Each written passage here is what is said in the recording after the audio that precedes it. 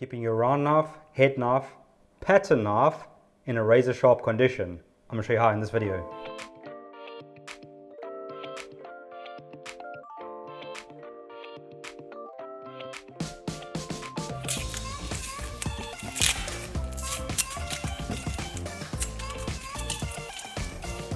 This is the Chartermade pattern knife. It was my answer to the classic and traditional head knife, round knife, used for centuries in leatherwork.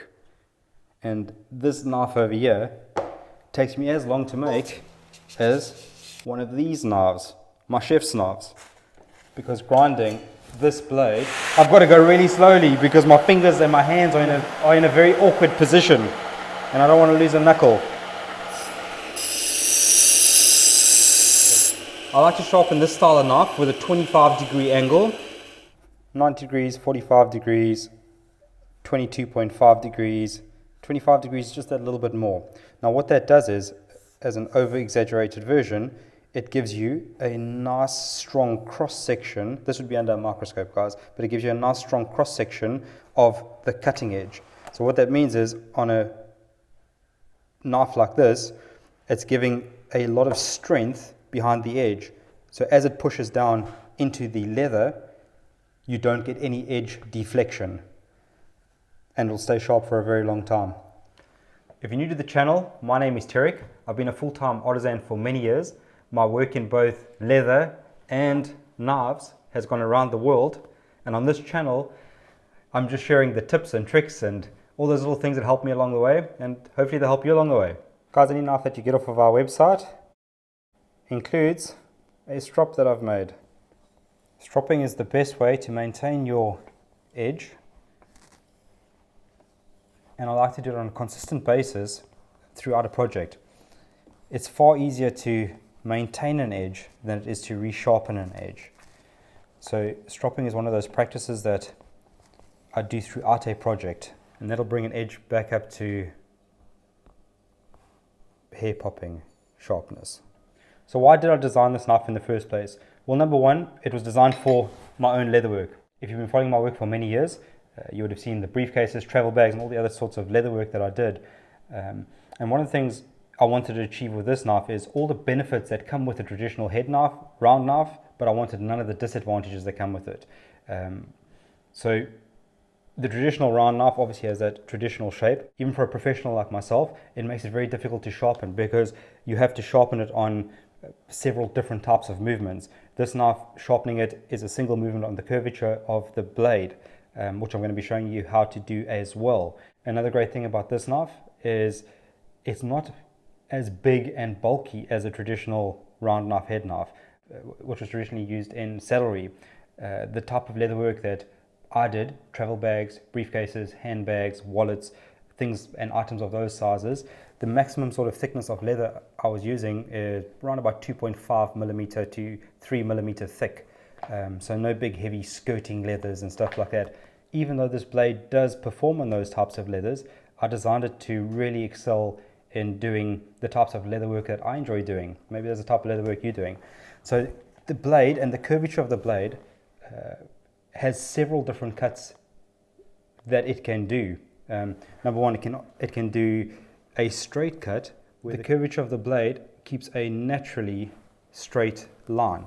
So the way that curve of the blade actually just digs into the leather will cut in and give you a straight cut.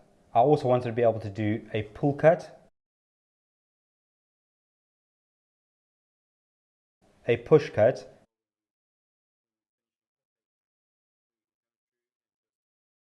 the roll cut, a detailed pull cut, and a detailed push cut. So this knife really allows for multiple types of cuts, all on the same curvature of the blade and on the same knife. And that's why I made it for my own leatherwork. This thing took me a long time to design, guys. So even the best quality knives, made out of the best quality steels, are going to get to a point where you need to resharpen and rework that edge. You can do that by getting yourself a nice set of water stones or ceramic stones. If you don't have some of those, and it's the technique I'm going to show you today, you can use a piece of water sandpaper.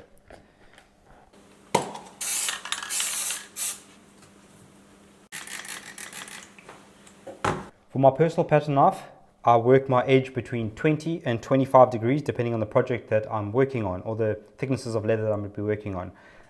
So experiment with that. The easiest way to get your edge angle, hold that knife up 90 degrees, half of 90 degrees is 45 degrees, half that again, and you're at 22.5 degrees, which will be a really good angle to work on this style of knife.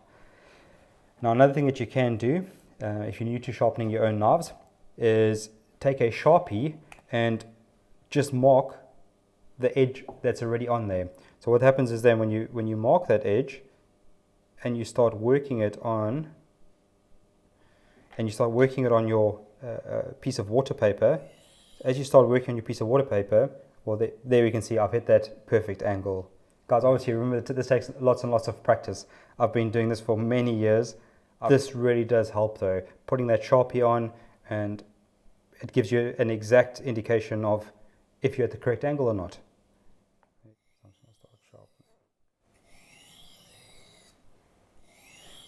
So this is one of the reasons I designed this knife with this curvature on the blade in mind, is because it allows me to do a sharpening movement in a single movement. On a more traditional styled round knife, you actually have to work that blade in 3 sections, which can be quite tricky. On this knife, I'm keeping at that angle, and I just gently move throughout the curvature of the blade. So that'll be an exaggerated movement. I start at the trailing point, and I just move through the edge in a sweeping motion. So I'm basically I'm actually keeping, my arms are not doing any work. So my arms are doing no work yet. This is all in my shoulders. So there you can see I'm just twisting my body. So there we go, I'll twist my body. Lock in place and twist my body. That way it holds me like a pendulum. And you can do this on any style knife that you're working with like this. Holding your body in a pendulum position will give a consistent angle on the edge, especially with the more you practice on it. So that'll be the one side done.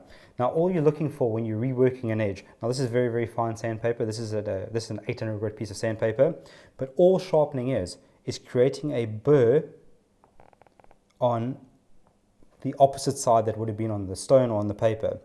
And what a burr is it's a slight little raise of the steel coming all the way over of that edge.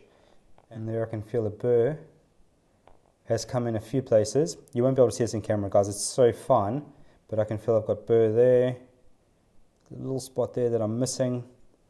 So what I'll do is I'll carry on, and I'll bring that across to the other side. Remember to keep your paper wet if you are using water paper.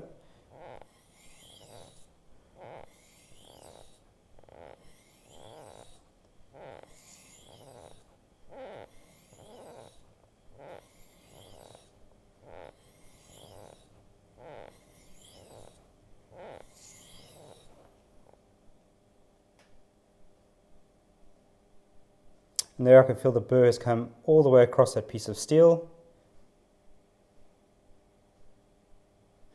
That means it's ready for the strop. So what the strop is going to do now is the strop is going to remove that slight burr that was created through the sharpening.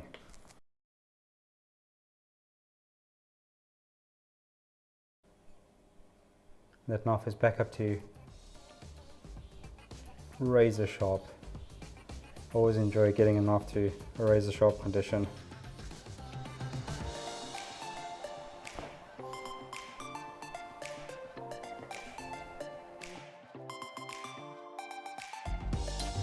Guys, if you've enjoyed this video in any way and you've got some value out of it, please give it the thumbs up below. Subscribe to our channel because we're adding more and more content to this channel every week now. And leave me a comment with any other video topic you might want me to do. I look forward to seeing you on the next video.